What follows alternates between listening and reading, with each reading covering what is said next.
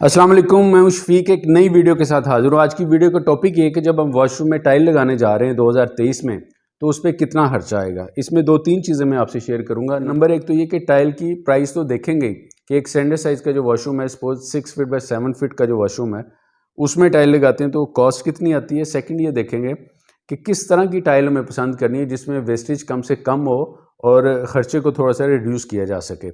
और third number पर आपसे ये शेयर करूँगा कि आजकल जो टाइल्स के पैटर्न चल रहे हैं वो किस तरह के चल रहे हैं और टाइल की कलर स्कीम किस तरह से चल रही है। जैसे अगर बच्चों का वॉशरूम है उसमें किस तरह की टाइल्स लग रही हैं, अगर आपका मास्टर बेड है उसमें किस तरह की टाइल लग रही है। जो 3-4 कलर आजकल ट्रेंड में चल रहे हैं वो भी आपसे शेयर करूँगा। तो सबसे पहले देख लेते हैं कि अगर एक स्टैंडर्ड साइज़ का वॉशरूम है 6 फीट बाय 7 फीट का और अगर हाइट उसकी मैं कंसिडर कर रहा हूँ 8 फीट।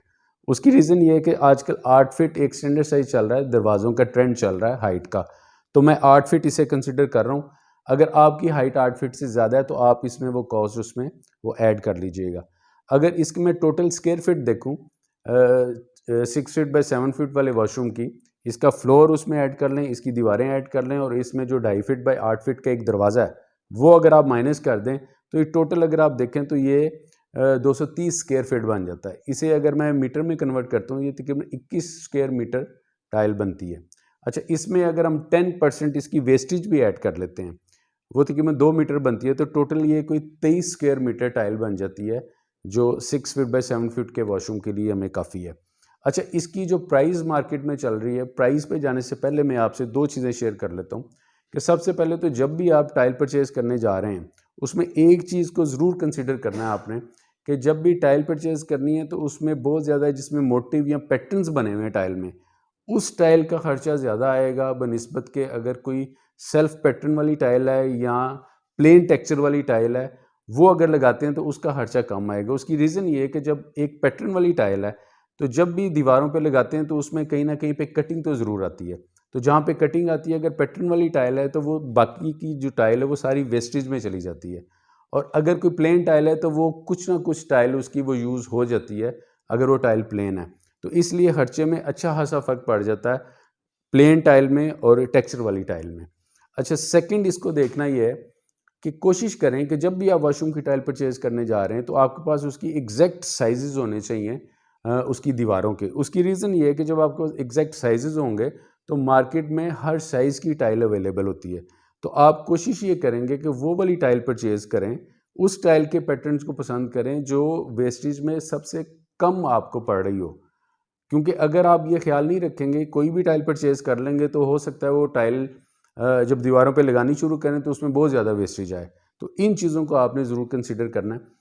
अब देख लेते हैं कि कौन कौन से पैटर्न आजकल इन हैं। जैसे अगर हम उसकी वो फॉर्मेशन देखें एक वॉशरूम की, तो उसमें 3 तरह की दीवारें हमारे पास आती हैं। सबसे पहले वैनिटी वाली वॉल आ जाती है, एक वॉल आ जाती है जिसपे शावर लगता है, एक वॉल आ जाता है जिसमें हमारा कमोड लग रहा होता है। तो आजकल जो ट्रेंड चल रहा है वो एटलीस्ट 2 तरह की टाइल ज़रूर चल रही है, 2 तरह की कलर स्कीम ज़रूर होती है। या तो शावर एरिया को सेपरेट कर देते हैं, उसमें सेपरेट वॉल उसकी कलर स्कीम आ जाती है और जो वैनिटी वाला एरिया है वो सेपरेट हो जाता है और फ्लोर सेपरेट हो जाता है। तो आप भी इसी तरह कोई भी टाइल पसंद कर सकते हैं, या वैनिटी एरिया को सेपरेट कर लें, शावर एरिया को कर लें या आप कमोड एरिया को सेपरेट कर लें।